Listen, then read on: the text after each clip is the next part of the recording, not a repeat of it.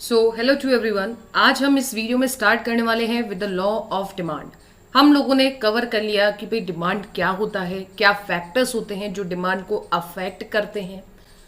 हमने demand function को complete कर लिया। अब हम पढ़ने वाले हैं with the law of demand. चलिए, लॉ ऑफ डिमांड को स्टार्ट करने से पहले एक चीज आपका ये है कि microeconomics is also known as price theory. आप ये याद रखिएगा कि माइक्रो इकोनॉमिक्स को हम प्राइस थ्योरी भी कहते हैं, ठीक, बिकॉज हर चीज प्राइस के रिलेशन में एक्सप्रेस की जाती है। सो लॉ ऑफ डिमांड क्या कहता है? The law of demand states that other things remaining equal, the quantity demanded of a commodity increases when its price falls and decreases when its price rises। देखिए, आप लोगों ने पढ़े थे factors affecting demand, तो आपने बहुत सारे फैक्टर्स पढ़े थे। Price of own commodity, price of related goods, ये सुनो, कंज्यूमर्स क्रेडिट फैसिलिटीज, अलग अलग फैक्टर्स पढ़े थे। तो यहां पर क्या कह रहा है? ये कह रहा है अदर थिंग्स रिमेनिंग इक्वल, बाकी सारी चीज को इक्वल रख दो, यानी कि कांस्टेंट रख दो, और आप क्वांटिटी डिमांडेड में फर्क देखो प्राइस के साथ। कहने का मतलब ये है, आपने इतने सारे फैक्टर्स पढ़े थे ना, उसमें से सिर्फ जो पहला वाला फैक्टर था, प्राइस ऑफ ओन कमोडिटी वाला जो फैक्टर था, उसके हिसाब से आप देखिए कि भाई डिमांड में फर्क क्या पड़ रहा है, और बाकी जितने भी फैक्टर्स हैं, इसके अलावा बाकी जितने भी फैक्टर्स हैं वो है कांस्टेंट, यानी कि इक्वल। ठीक, सो आप इसके साथ फर्क कैसे देखेंगे? आप सभी को पता है कि जैसे ही प्राइस बढ़ता है डिमांड क्या हो जाती है? कम। जैसे ही प्राइस कम होता है डिमांड हो जाती है ज्यादा। तो ये यही लिखा हुआ है, अदर थिंग्स रिमेनिंग इक्वल। चलिए, यानी कि other things remaining constant, quantity demanded of a commodity increases when its price falls and decreases when its price rises, यानी कि there is the inverse relationship between price and quantity demanded, and this is shown by the help of law of demand keeping other things equal। okay? अच्छा, यहां पर मैंने बोला other things remaining constant या other things remaining equal, इसको एक नाम से जाना जाता है जिसको हम बोलते हैं सेटेरिस पैरिबस। ओके, ये आप याद रखिएगा, अदर थिंग्स बीइंग इक्वल का मतलब होता है सेटेरिस पैरिबस। अगर आपसे पूछ लेता है कोई कि भैया सेटेरिस पैरिबस क्या है, तो आप बोल दोगे सेटेरिस पैरिबस यानी कि अदर थिंग्स रिमेनिंग इक्वल। जैसे कि मैंने आपसे बोला कि लॉ ऑफ डिमांड बताता है क्वांटिटी डिमांडेड में क्या चेंजेस आ रहे हैं in relation with price of own commodity, और बाकी सारी चीज क्या रहती हैं? कांस्टेंट। तो यहां पर ही लॉ ऑफ डिमांड की अजम्पशन छुपी हुई है।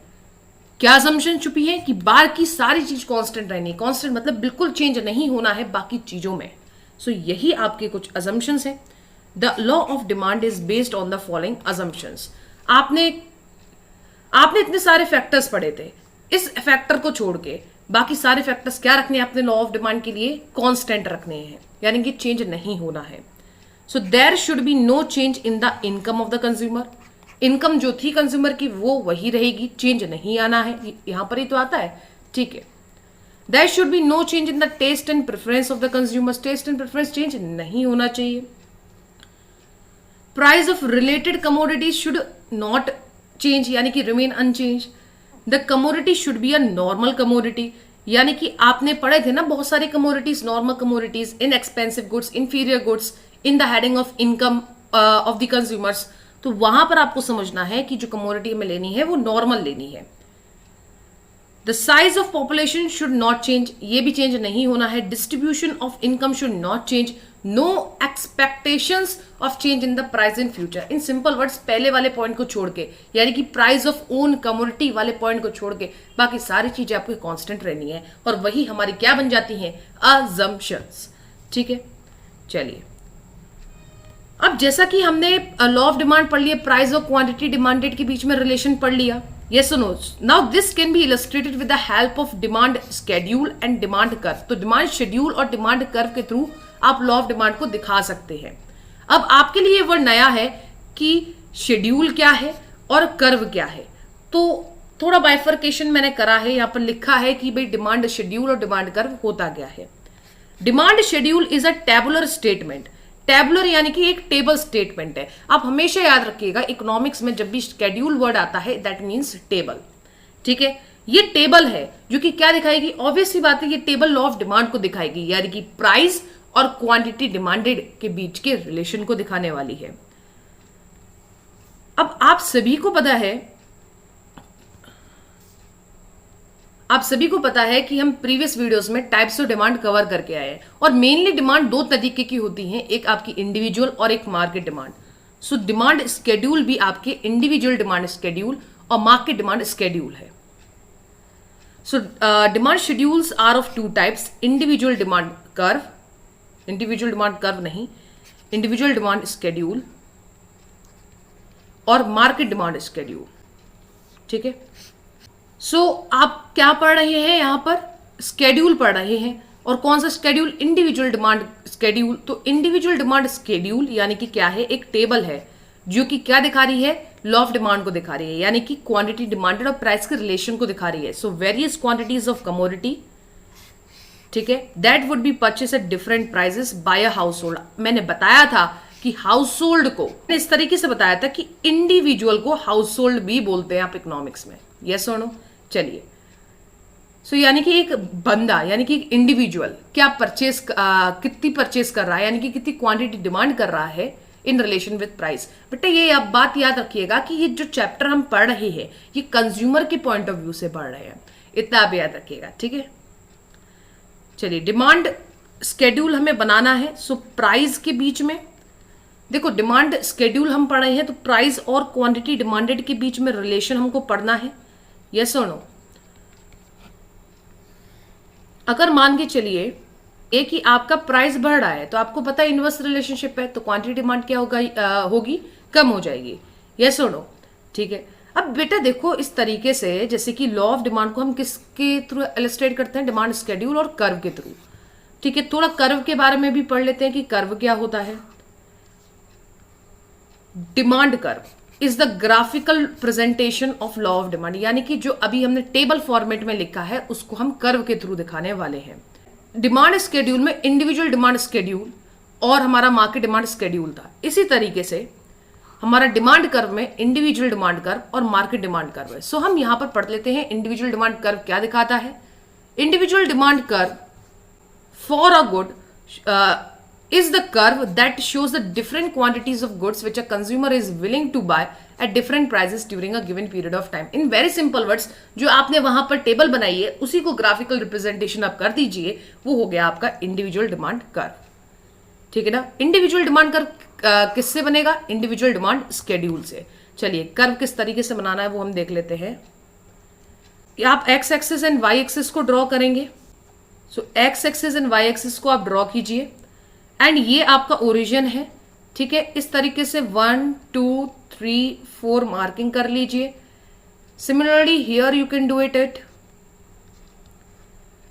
आप हमेशा याद रखिएगा, okay, this is your Y axis and this is your X axis. ठीक है, ये आपका प्राइस है ऑन दी वाई एक्सिस, और हमेशा याद रखिएगा एक्स एक्सिस पे we take quantity demanded.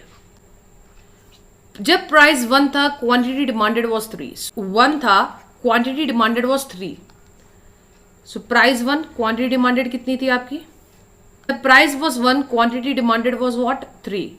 When the price was 2, quantity demanded was also 2, and when the price was 3, quantity demanded was 1। सो इस तरीके से स्केल से आप ड्रॉ कीजिएगा, आपको 3 पॉइंट्स यहां पर मिल जाएंगे, एंड इस तीनों पॉइंट को आप ज्वाइन कर दीजिएगा। ठीक है, ये आपका डिमांड कर्व आ जाएगा। थोड़ा टेढ़ा बन गया मेरा demand curve, wait a second. ठीक है, कुछ डिमांड कर्व इस प्रकार बनेगा, इस शेप में बनेगा। इन वेरी सिंपल वर्ड्स, इस शेप में डिमांड कर्व आपका बनने वाला है। ठीक है, ये थोड़ा लाइन अच्छे से बनाओगे स्केल से तो हो जाएगा आपका। ओके, अब इसी तरीके से आपका मार्केट डिमांड स्केड्यूल है और मार्केट डिमांड कर्व है।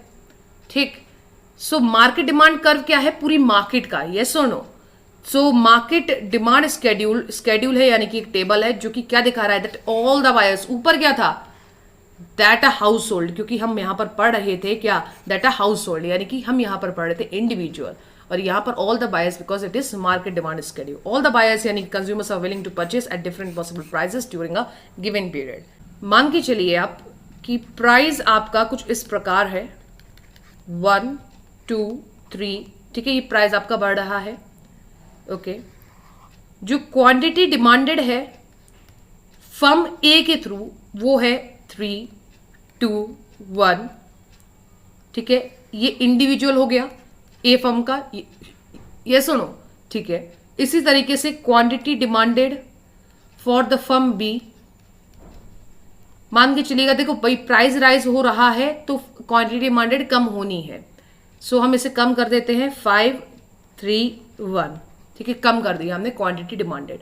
अब हमें क्या करना है, मार्केट स्केड्यूल चाहिए। सो मार्केट की क्वांटिटी डिमांडेड किस तरीके से आएगी, जब आप फर्म ए की क्वांटिटी एंड फर्म बी की क्वांटिटी को ऐड करने वाले हैं।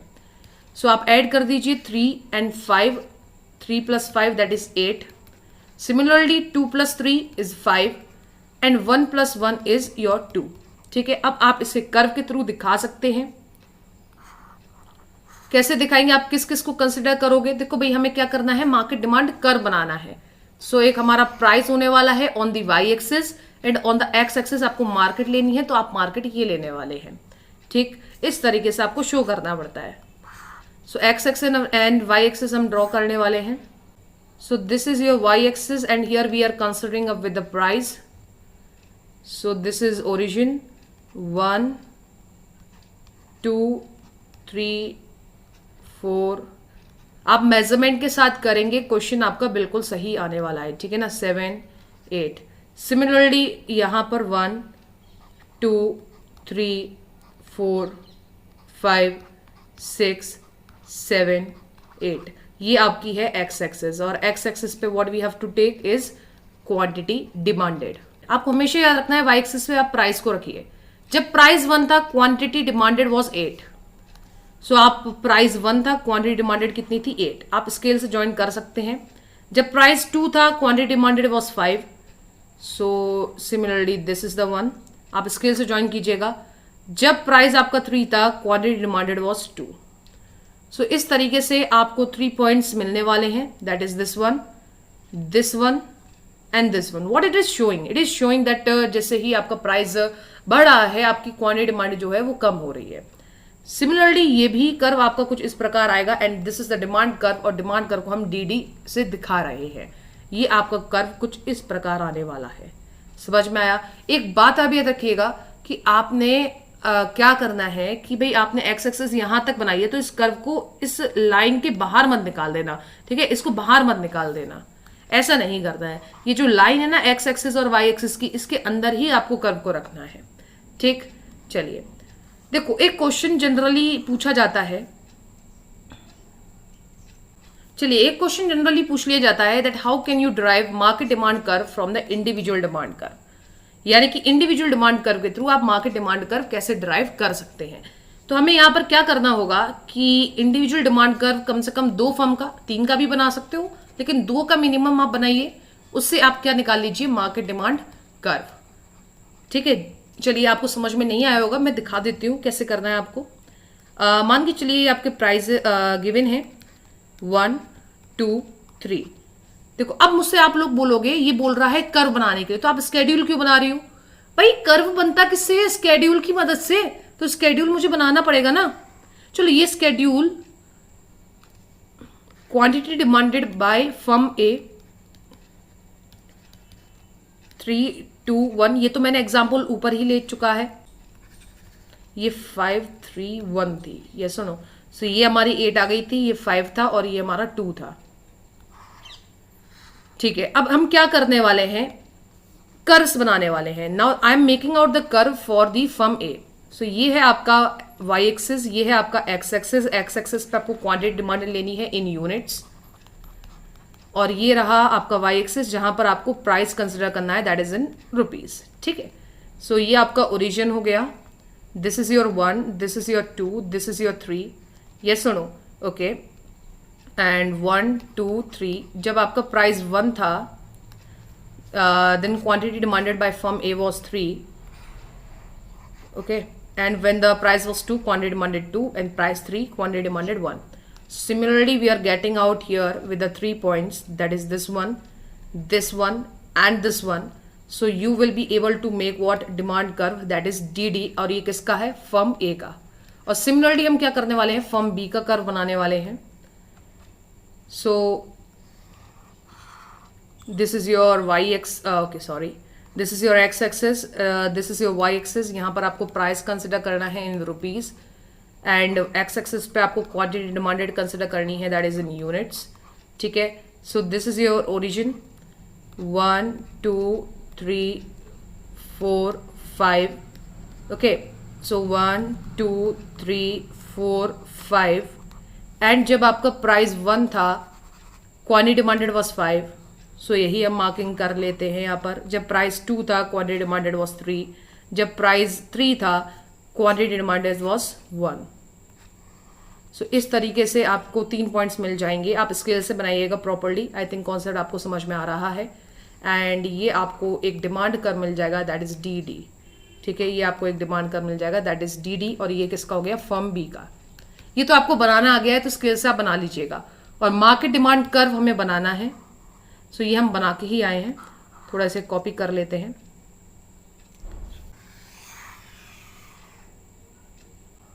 आप लोग बना के देखिएगा, ठीक है। चलो, सो ये हमारा मार्केट डिमांड कर्व बन गया है। ठीक, तो मेरे को बताना क्या है आप लोगों को, ध्यान से देखिएगा। How can market demand curve be derived from the individual demand curve? It is the horizontal summation of the demand curve of all households यानी कि इंडिविजुअल्स। तो ये कह रहा है कि भाई आप मार्केट डिमांड कर्व को निकाल सकते हैं from the individual demand curve जब आप क्या करते हो, हॉरिजॉन्टल। देखो भाई, ये होता है हॉरिजॉन्टल और ये होता है वर्टिकल। सो जब आप क्या करते हो, हॉरिजॉन्टल समेशन निकालते हो किसका, डिमांड कर्व का। और डिमांड कर्व किसके, सारे इंडिविजुअल्स के। कहने का मतलब क्या है, आप इंडिविजुअल्स कर्व जो आपने बनाए हैं उनका हॉरिजॉन्टल समेशन लीजिए। हाँ जी, जो आपने इंडिविजुअल डिमांड कर्व बनाए हैं उनका हॉरिजॉन्टल समेशन लीजिए और आपको मार्केट डिमांड कर्व मिल जाएगा। क्या कहना चाहता है ये, हॉरिजॉन्टल डिस्टेंस, हॉरिजॉन्टल समेशन। देखो, जब आपका प्राइस 1 था, ठीक है, जब आपका प्राइस 1 था तो आपका क्वांटिटी डिमांडेड कितनी थी, 3। ये रहा आपका हॉरिजॉन्टल समेशन, दैट इज 3, और इस पे हॉरिजॉन्टल समेशन दैट इज 5। तो 3 + 5 कितना हो गया, 8। सो ये हमने हमारा 8 हो गया। सो हॉरिजॉन्टल समेशन से आप निकाल सकते हैं, यस और नो। तो आपको करना क्या है, डिमांड कर्व के हॉरिजॉन्टल समेशन करना है। जैसे कि ये 2 पे 2 हो गया और यहाँ पर ये 3 हो गया। सो 2 + 3 इज व्हाट, 5। सो ये हमारा 5 हो गया। सिमिलरली प्राइस 3 पे अगर हम देखें, ठीक है, क्या हो रहा है, ये आपका 1 है। अगर आप ध्यान से देखें, ये 1 है, प्राइस 3 है, तो ये आपका हॉरिजॉन्टल समेशन 1 है एंड ये 1 है। सो 1 + 1 क्या होता है, 2। सो आप ध्यान से देखिएगा, ये 2 ही आ रहा है। सो इसलिए लिखा है कि आप मार्केट डिमांड कर्व को इंडिविजुअल डिमांड कर्व से ड्राइव कर सकते हैं अगर आप इंडिविजुअल डिमांड कर्व के सम हॉरिजॉन्टल समेशन करते हैं। कैसा समेशन, हॉरिजॉन्टल समेशन। तो ये हमने पढ़ लिया law of demand in very in short and simple words. What we have studied that what does law of demand says. Law of demand कहता है कि बाकी सारी चीजें इक्वल रखो और फर्क देखो, प्राइस और क्वांटिटी डिमांडेड के बीच में इनवर्स रिलेशनशिप होता है, बाकी सारी चीज कांस्टेंट है, यानी कि वो सारी अजम्पशंस बन जाती हैं। फिर हमने क्या करा, हमने इसका इलस्ट्रेशन देखा। देखो, सबसे पहले तो हमने अंडरस्टैंडिंग करी what is law of demand, yes और नो। फिर इसके अजम्पशंस पढ़ लिए हमने, ठीक। फिर उसके बाद हमने क्या करा, इसे हमने इलस्ट्रेट करने की कोशिश करी। और इलस्ट्रेट किसकी हेल्प से कर सकते हैं, स्केड्यूल। और स्केड्यूल के बाद हम क्या बनाते हैं, कर्व। अब जैसे कि डिमांड जो है वो इंडिविजुअल डिमांड कर्व दोनों होती है। सो हमने पढ़े individual demand schedule and market demand schedule, और इसी से हमने ड्राइव करे इंडिविजुअल डिमांड कर्व और market demand curve. So next video में हम आगे बढ़ेंगे that what are the reasons for the downward slope of demand curve. Up till then, thank you so much and keep studying, keep rocking. Thank you so much.